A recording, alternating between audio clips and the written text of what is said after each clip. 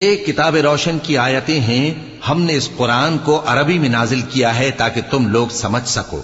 ए पैगंबर, हम इस कुरान के जरिए से जो हमने तुम्हारी तरफ भेजा है तुम्हें एक निहायत अच्छा किस्सा सुनाते हैं, और तुम इससे पहले बेखबर थे। जब यूसुफ ने अपने वालिद से कहा कि अब्बा, मैंने ख्वाब में 11 सितारों और सूरज और चांद को देखा है, देखता क्या हूं कि वो मुझे सजदा कर रहे हैं। उन्होंने कहा कि बेटा, अपने ख्वाब का जिक्र अपने भाइयों से न करना, नहीं तो वो तुम्हारे हक में कोई चाल चलेंगे। कुछ शक नहीं कि शैतान इंसान का खुला दुश्मन है, और इसी तरह अल्लाह तुम्हें बरगुजीदा व मुमताज करेगा और ख्वाब की बातों की ताबीर का इल्म सिखाएगा।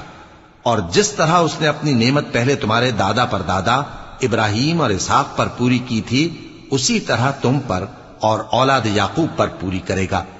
बेशक तुम्हारा परवरदिगार सब कुछ जानने वाला है, हिकमत वाला है।